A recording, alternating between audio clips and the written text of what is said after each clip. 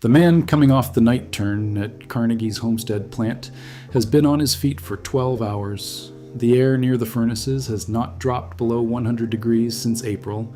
It is July, and he is not hurt and not sick. By the standards of the Pittsburgh steel mill in 1907, that was a good shift. He walks out the gate and the outside air feels cold at 70 degrees. The Pittsburgh survey researchers who later interviewed men like him found the same thing in almost every conversation. They had not understood yet what those shifts were taking from them. If you are new to Steel and Sweat, this channel covers the machines and the men of American industrial history, the things that built the country and the things those things cost. Subscribe and leave a comment below with the next story you want us to dig into. A few of you wrote in after the furnace tapper and rolling mill videos asking about the full picture. Not one machine, but the complete working life. This video is that. The ladle crew moving 200 tons of liquid steel at walking speed, the steam pipe systems running 40 miles through the Homestead plant, the chain drive transmissions overhead in every production building, they all existed inside the same daily world. What I want to show you is what that world actually felt like from the inside, from 6 in the morning to 6 at night, shift after shift, year after year, and what it accumulated into across a man's working life. The Pittsburgh Steel District in 1907 employed roughly 50,000 men in direct steel production. Another 50,000 worked the related trades in the mill towns, stretching along the Monongahela River Valley south and east of Pittsburgh, in Homestead and Braddock and Duquesne and McKeesport, each town built entirely around the Carnegie and Jones and Laughlin operations that had transformed those riverbanks into the industrial backbone of the country. It was the largest concentration of heavy industrial production anywhere in the world, and the mills ran without pause. They ran in January when the Monongahela River froze, and in August when the valley trapped summer heat between its hills and held it there. The blast furnaces and open hearth furnaces had no practical off switch because the metallurgical and economic cost of cooling and restarting them exceeded the cost of running them 24 hours a day, 7 days a week. So the furnaces ran, and the men ran with them. The work schedule at Carnegie Steel was 12 hours per day, 7 days per week. The one exception was the 4th of July, which the industry had concluded it could not withhold without producing serious social disorder in the mill towns surrounding the plants. Every other day of the year, production continued and the men reported. I have read through most of the Pittsburgh survey's 6 volumes at this point, and the detail I keep stopping at is not the accident tables or the heat measurements. It is just that number, 364 working days per year, minimum. One day, that belonged to the man. The shift structure divided the workforce between a day turn and a night turn, and every 2 weeks, the 2 rotations exchanged. The mechanism for that exchange was called the long turn. Day shift men worked their full 12-hour shift, then continued straight through into the following morning, a single uninterrupted period of 24 hours on the production floor of a Pittsburgh steel mill. At the end of that stretch, the schedule had inverted. They were now on nights. The long turn happened to every production worker in the mill every 2 weeks, not as a punishment, not as paid overtime, but as the standard structural device by which the industry rotated its shifts.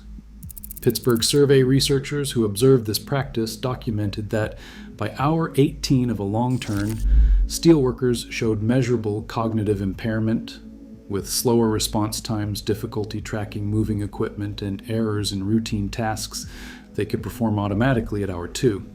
The ladle stand did not know it was hour 18. The overhead crane did not know.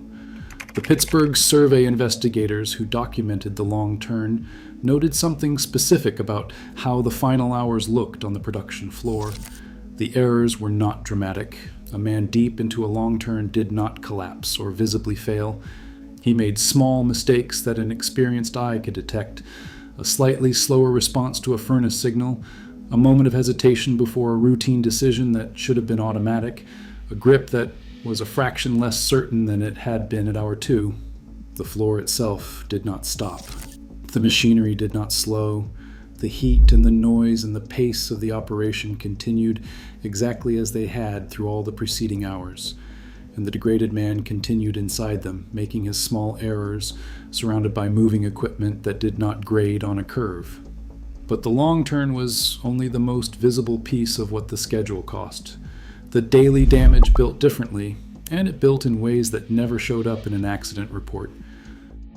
A man walking onto the production floor at the start of a morning turn moved from the pre-dawn street into a sensory environment that had no equivalent in civilian life. Start with the noise, because it is what people who visit working steel mills today describe first. And it is not what most people expect. It is not uniformly loud, like a single large machine. It is layered. There is the low, continuous roar of the open hearth furnaces, which sits in the chest cavity as much as in the ears. There is the percussive impact of the steam hammers in the adjacent forge shop, transmitting upward through the concrete floor under your feet. There is the metallic shriek of steel moving through the rolling mill rolls, a high frequency that the human ear finds specifically difficult to habituate to. And there are the overhead traveling crane horns, designed to be heard above all of that, and therefore adding their own layer on top of it. A man who had worked the Homestead plant for 5 years had learned to extract from this environment the specific sounds that carried actionable information, the change in a furnace's voice that meant it needed attention, the particular quality of a roll's sound that indicated something wrong in the pass. But the price of that learned discrimination was paid in the frequencies he could no longer hear at all. The Pittsburgh survey investigators noted that older steelworkers communicated in a dialect of shouted shorthand and exaggerated gesture, and that many of them communicated the same way at home, in the street, in the Slovak Catholic parishes and Polish churches that served their neighborhoods. The hearing they had brought to the Homestead plant 20 or 30 years earlier was not the hearing they had now. This was understood in the Milltown communities as simply what happened to men who worked in steel. It showed the way worn joints happened and the forward lean of a man who had spent decades working at furnace height. It did not appear in any official accounting of what the work cost. No official accounting was being kept. The heat environment of the production floor operated on two distinct timescales that the industry consistently failed to separate. The open hearth furnace floor in summer reached surface air temperatures of 130 degrees Fahrenheit between the furnace doors and the crew's working positions. Radiant heat from an open furnace door at the moment a heat was being worked could blister unprotected skin at 10 feet within minutes. The men who worked those positions wore leather aprons and face shields. First helpers and tappers who worked closest to the open heat had water-cooled platforms and protective screens. This equipment addressed the acute hazard, the thing that would injure a man in a single exposure and produce a line in an accident log. But the air temperature the man was breathing for 12 continuous hours inside that building was not addressed by any equipment available in 1907, because it had never been categorized as a hazard at all. Physiologist Dr. Leonard Hill documented in 1907, as part of the investigation that eventually produced the Pittsburgh survey, that steel workers in summer conditions lost between 2 and 4 gallons of sweat per shift. At that rate, the body is simultaneously losing the electrolytes that muscle contraction requires, primarily sodium and potassium. Depletion at that rate produces cramping, cognitive impairment, and a progressive physical deterioration that presents as exhaustion, but is the body failing to sustain the basic chemistry keeping the muscles working. The mills provided water when water was available. They did not provide salt supplementation. The men who knew to eat extra salt before a summer shift had learned it from the experienced men around them, passed laterally through the workforce rather than down from any company policy or medical instruction. Here is the part of this that I think gets the least attention in any account of this period, and I want to be direct about it. What accumulated over a career of summer shifts on a Pittsburgh steel mill production floor was not heat stroke. Heat stroke is acute. It has an onset and a collapse and a recognizable event that goes into an accident report and gets counted. What the production floor produced over years was chronic heat exhaustion, a gradual degradation of physiological resilience that left men old at 40 in ways not entirely explained by the physical labor alone. The Pittsburgh survey documented that life expectancy for men in production floor positions was measurably shorter than for the general male population, and that the health decline between 40 and 50 for steelworkers was steeper than for men in any other occupational category the survey examined. But the industry had never classified chronic heat damage as an occupational hazard because it never produced a single dramatic incident and never appeared in the statistics as a cause. There was no moment when a foreman wrote the word heat in the accident log. The men wore out faster than they should have, and that was understood as what happened to men who worked in steel. The steam pipe that severs a man's arm at the Homestead plant gets documented, investigated, and sometimes litigated. The production floor temperature that takes 10 years off the end of his life does not, because it does not happen on any shift anyone can point to. The men most exposed to the chronic heat hazard were not the men closest to the actual furnace openings. Those men, the first helpers and the tappers and the keepers who worked the open hearth furnace doors directly, had at least some protective equipment developed specifically for their position. The men most exposed were the ones working in the production bays at all times.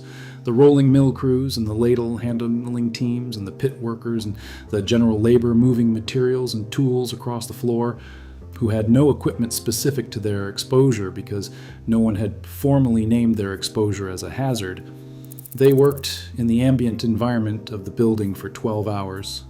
And the building in July inside a Pittsburgh steel mill in 1907 was an environment that physiologists who later measured it described with clinical language that understated what it meant to stand in it and work at full physical output for 12 consecutive hours. The Pittsburgh survey's investigators spent time on those floors. They noted the reddened faces and the salt-stained work clothes of the afternoon crew and the particular exhaustion of men walking out at the end of a summer day turn, and they put it in the record alongside everything else they documented. The record existed. The classification did not. The men doing this work were, by 1907, predominantly men who had arrived from Eastern Europe within the previous decade. The immigrant transformation of the Pittsburgh steel workforce had been underway since the late 1880s. By the first decade of the 20th century, the unskilled and semi-skilled production positions were filled overwhelmingly by Polish, Slovak, Hungarian, and Croatian workers who had come through labor contractor networks, recruiting in their home villages and depositing them, sometimes within days of arriving in America through Baltimore piers or Ellis Island immigration halls, at the gate of a Pittsburgh steel plant they'd never seen.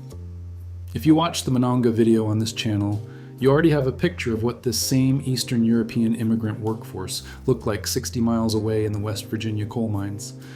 The Pittsburgh Steel District ran on the identical labor pipeline, at comparable wages, in conditions different in their specific hazards, but structurally identical in everything else. Dangerous work, inadequate pay, no legal protection worth describing, and another man ready at the gate if you did not come back. The labor contractor, called a padrone in the Italian and Slovak networks, was the mechanism that connected a village in Galicia or northern Hungary to a specific plant in Homestead or Braddock.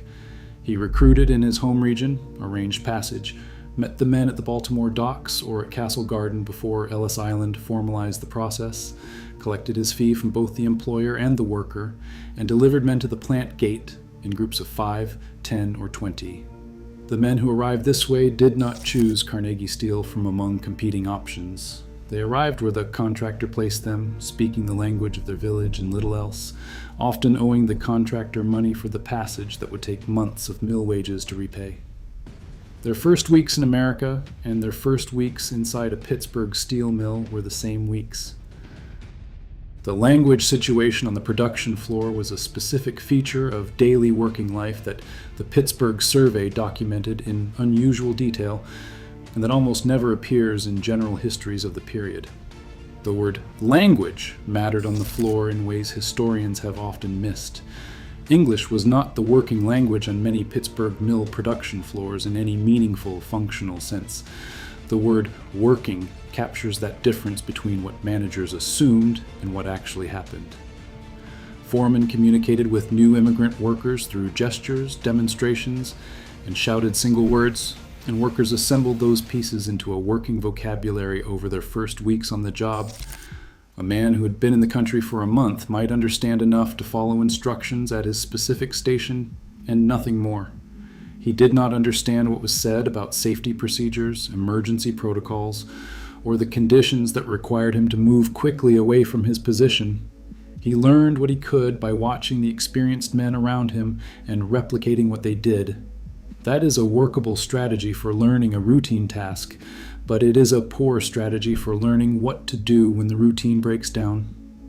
Pittsburgh survey investigators, reviewing accident records and interviewing surviving workers and witnesses, found the language gap as a recurring factor in the circumstances surrounding injuries to recently arrived immigrant workers on Pittsburgh mill production floors.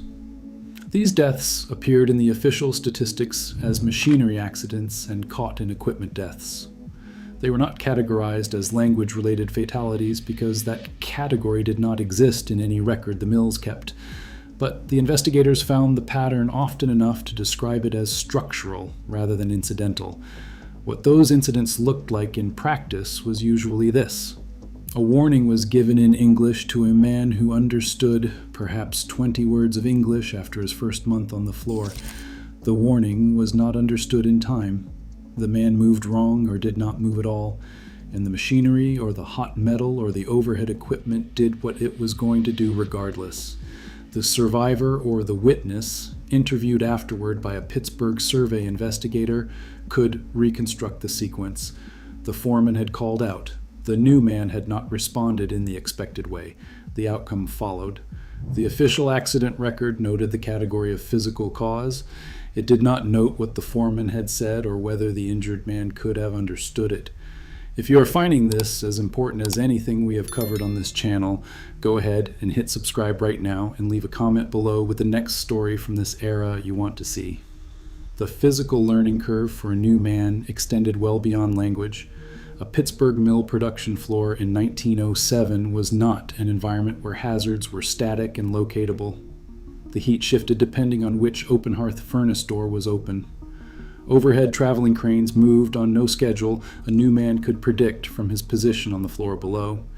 An experienced steelworker at the Homestead plant had built, over months and years of daily exposure, a continuous low-level awareness of the mill's state at any given moment, which open hearth furnace was being tapped, where the overhead crane was in its travel across the bay, which section of floor was about to become active with moving hot metal equipment. That awareness lived in peripheral vision and in the pattern recognition built from repetition on a specific floor. It could not be communicated to a new man in a language he did not speak, and it had never been formalized into any instruction. It transferred the old way by working beside someone who had it for long enough that some of it passed over week by week. The wages the Pittsburgh steelworker received for working in those conditions were not sufficient by the standard of what the conditions required, and the Pittsburgh survey made that arithmetic explicit.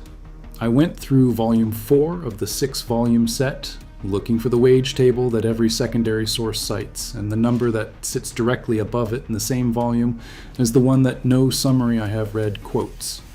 Average annual income for an unskilled steel laborer in Pittsburgh in 1907 was $600. The minimum living standard for a family of 4 in the Pittsburgh mill towns, covering rent and food and fuel and clothing with nothing beyond those 4 categories, was calculated at $700. The survey's authors put both figures in the same volume. The official summaries cited the wage figure. They did not mention the gap between them. That $100 was not a marginal shortfall from comfort. $700 was the bottom of the floor. The minimum the survey's investigators calculated was necessary to keep a family housed and fed and clothed. A man earning $600 was not falling short of a comfortable standard. He was falling short of the subsistence floor, and that gap had to be made up somewhere, through the wages of wives and children, through boarders, sharing already crowded rooms above the Monongahela River flats, through debt that accumulated whenever a man was injured or sick and no wages came in. Several of you left comments after the steam pipe and chain drive videos asking about what day-to-day life in the mill towns actually looked like beyond the production floor. Here is the honest answer. The company town architecture of Homestead and Braddock extended the mill's reach into every hour outside the gate. Mill-affiliated housing filled the hillsides above the river, flat Carnegie plants, with rents collected by the company. Company stores near the plant gates sold goods at prices the workforce had limited ability to comparison shop against.